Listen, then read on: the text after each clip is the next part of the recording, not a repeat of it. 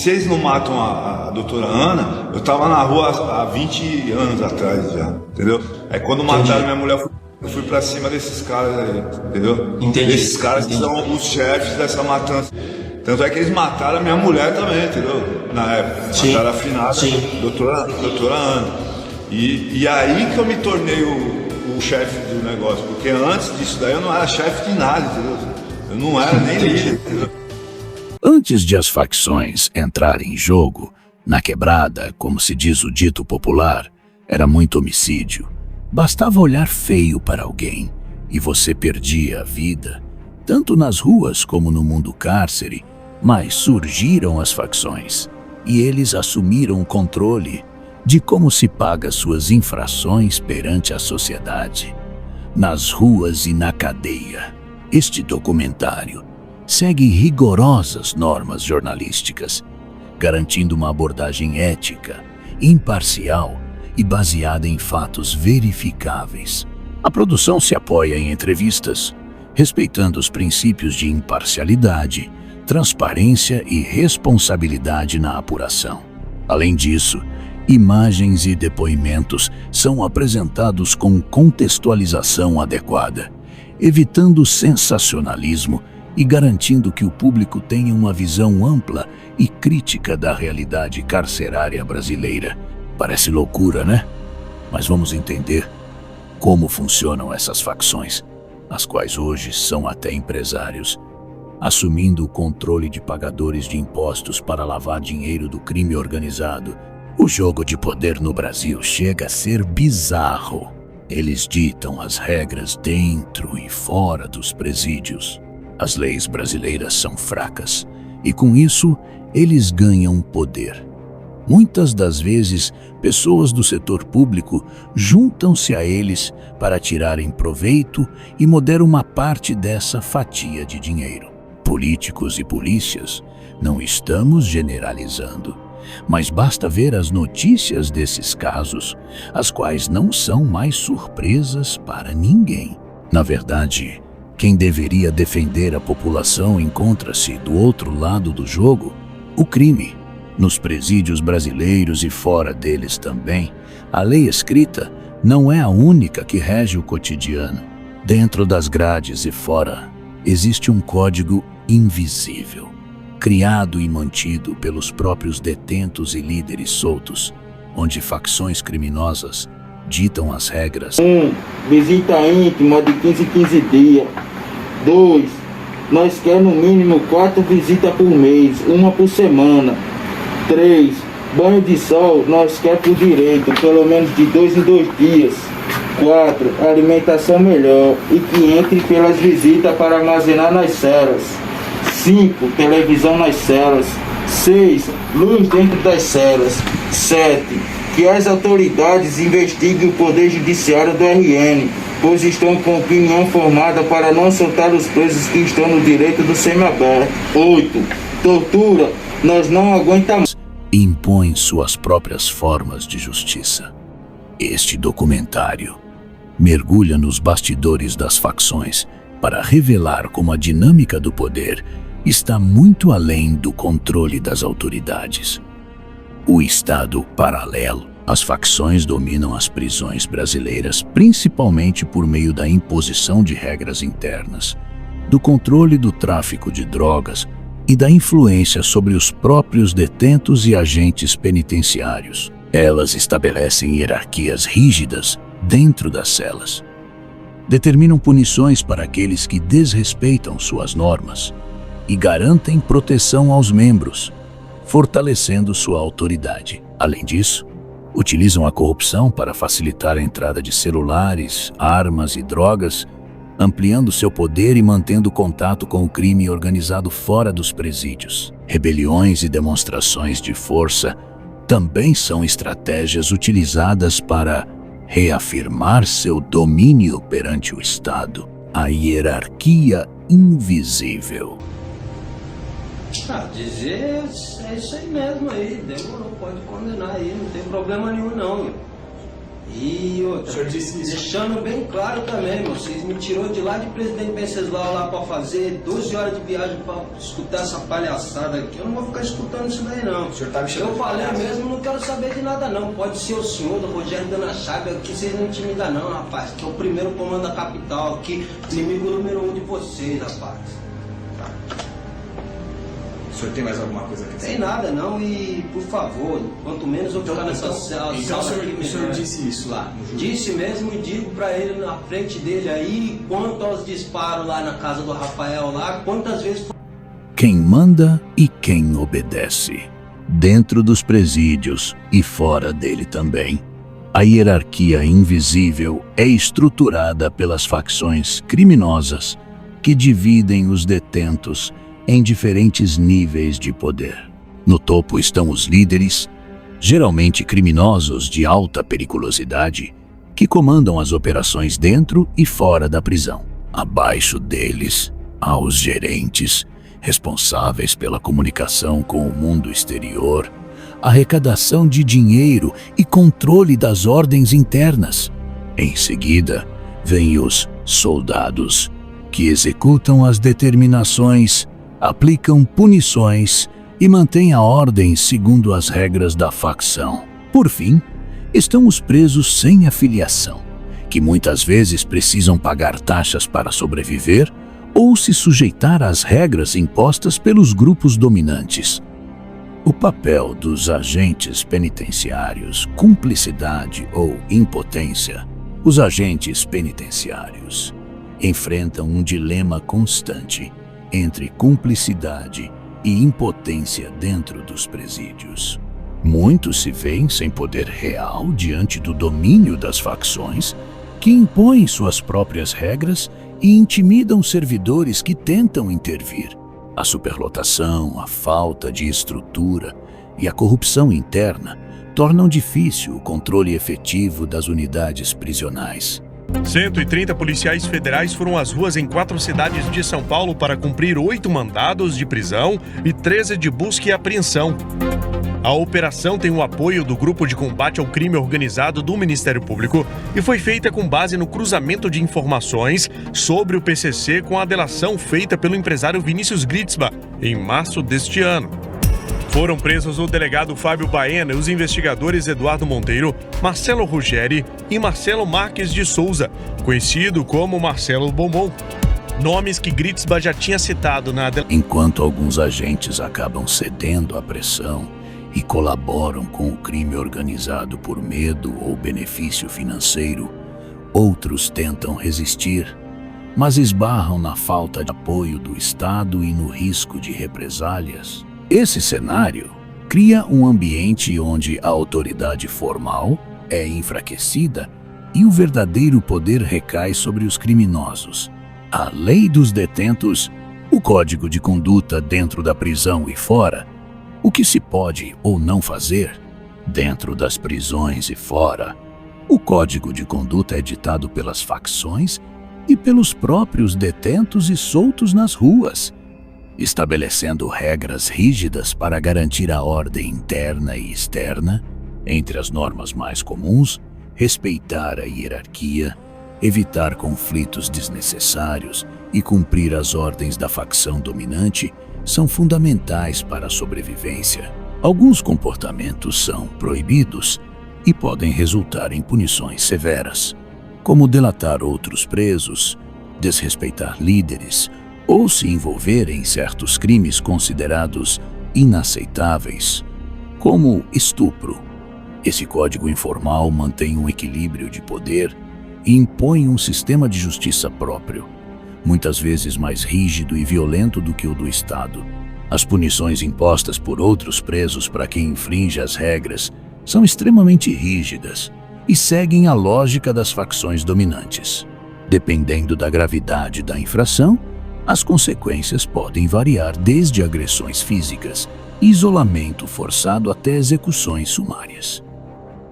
Foi o responsável por matar o rapaz. Irmão, pode ter matado o irmão, parça, mas não tinha jeito, né, irmão? Felizmente. Mano, o bagulho é muito louco de verdade, tá ligado, mano? Nós tá aí pra seguir, né, mano? Ele mesmo decretou a sentença dele, ele não fica chateado, né? É que nem eu falei pra ele lá, ele vivo lá, mas tem muito o que fazer, irmão. Até pra seguir, mano. Renan ainda mostra frieza ao descrever os momentos antes de atirar no antigo parceiro. Mas o jeito que ele se portou, pedindo pra tu pegar ele, me dando abraço a todo mundo. Sendo homem, morreu como homem, né, irmão? Querendo ou não. E esse áudio pra nós, na época, foi muito chocante. Que o pensamento foi exatamente, pô, se mataram alguém da própria, em tese, família deles, imagina com a família dos outros. Detentos considerados X9 delatores, ou que desrespeitam a hierarquia, costumam sofrer represálias severas, que podem incluir tortura e humilhação pública. Essas punições são vistas como essenciais para manter a ordem interna e garantir que as normas impostas pelas facções sejam cumpridas sem questionamentos. A proteção, dentro e fora das prisões, funciona como uma forma de segurança, oferecida por facções criminosas ou grupos organizados em troca de lealdade e, muitas vezes, favores. Novos detentos precisam escolher um lado ou pagar para garantir sua integridade física. Essas alianças são fundamentais para a sobrevivência dentro do sistema prisional e fora também, pois garantem apoio em situações de conflito e acesso a recursos, como comida e itens de necessidade. No entanto, essa proteção tem um preço. Quem se alia a uma facção deve seguir suas regras e ordens, muitas vezes se envolvendo em atividades ilícitas para manter o equilíbrio de poder. A economia clandestina, o mercado negro dentro das prisões, comida, cigarros, drogas e celulares. Dentro das prisões, o mercado clandestino movimenta itens essenciais e proibidos como comida, cigarros, drogas e celulares. Esses produtos se tornam moeda de troca, criando uma economia paralela, controlada por detentos e facilitada por diversas brechas no sistema carcerário. Esse comércio influencia a dinâmica interna das prisões, alimentando redes de poder, corrupção e violência. A corrupção e os esquemas que facilitam a entrada de itens proibidos dentro dos presídios. A corrupção abre caminho para um mercado negro milionário. Agentes penitenciários corruptos, facções criminosas e até advogados fazem parte dos esquemas que permitem a entrada de drogas, celulares e outros itens proibidos. Subornos, ameaças e acordos de conveniência transformam o sistema carcerário em um verdadeiro quartel-general do crime, onde quem paga mais tem privilégios e controle. Enquanto isso, a justiça finge não ver, e a criminalidade se fortalece dentro dos próprios muros das prisões. O papel das famílias e dos advogados no repasse de ordens externas. Enquanto as grades deveriam isolar os criminosos, a realidade é outra. Muitas ordens para assassinatos, tráfico e extorsões partem de dentro das celas, com a ajuda de familiares e advogados. Sob a fachada de visitas e assistência jurídica, mensagens codificadas, bilhetes e até celulares são repassados para o mundo externo, garantindo que as facções continuem operando livremente. O sistema sabe, mas até onde vai a cumplicidade? A linha entre apoio e conivência nunca foi tão tênue. A justiça dos criminosos. Casos de tribunais internos e externos, onde os presos julgam e condenam detentos e pessoas. Dentro das prisões e fora, a lei do mais forte se impõe, e facções criminosas criam seus próprios tribunais internos e externos. Detentos e civis são julgados por códigos de conduta impostos pelo crime organizado, e as sentenças variam de espancamentos brutais a execuções impiedosas. Erros não são perdoados. E a única lei que vale... A situação é Tiriça, acompanhado de Andinho e Vida Louca, de alguma forma eles rompem com Marcola e com a cúpula da facção criminosa. Durante algum tempo, soube até de uma certa movimentação, onde Andinho, Tiriça e Vida Louca teriam cogitado a ideia de montar uma nova facção, já discordando do Marcola e do seu poder dentro do primeiro... É a do medo. Enquanto isso, as autoridades fecham os olhos, permitindo que esses tribunais clandestinos governem o submundo com sangue e terror.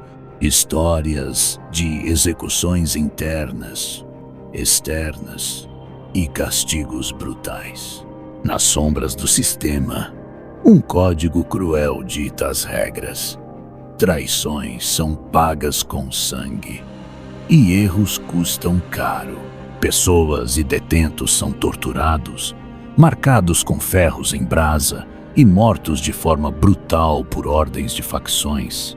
As celas e ruas viram câmaras de execução, onde a lei do crime substitui qualquer noção de justiça, enquanto corpos desaparecem e o medo silencia testemunhas. As autoridades fingem não ver, permitindo que o terror se espalhe sem limites. Como facções decidem o destino de novos detentos. Entrar na prisão não significa apenas cumprir pena, mas escolher um lado ou ser escolhido. Assim que um novo detento chega, facções avaliam seu passado, conexões e utilidade. Quem se recusa a seguir ordens pode ser torturado ou morto. Já os recrutados entram em um ciclo sem volta, obrigados a cometer crimes dentro e fora da cadeia. Não há neutralidade, não há escapatória. Dentro das celas, quem realmente dá as ordens não são os agentes do Estado, mas o crime organizado. Rebeliões e tentativas de controle, grandes rebeliões que abalaram o Brasil. O Brasil já foi palco de rebeliões brutais, onde facções rivais transformaram presídios em verdadeiros campos de extermínio. Massacres, decapitações e corpos queimados são marcas de conflitos que o Estado não consegue ou não quer controlar. De Carandiru a Manaus, cada motim expôs a falência do sistema prisional e o domínio absoluto do crime organizado. Enquanto o poder público assiste de longe, o caos toma conta e as prisões se tornam territórios de guerra, onde a morte dita as regras. O fracasso do Estado em conter a influência das facções, o sistema prisional brasileiro, deveria punir e reabilitar. Mas, na prática, ele fortalece o crime. Facções mandam mais que o Estado, controlando cadeias inteiras, ordenando execuções e comandando o tráfico de dentro das celas. A corrupção abre portas e a falta de controle transforma presídios em escritórios do crime organizado.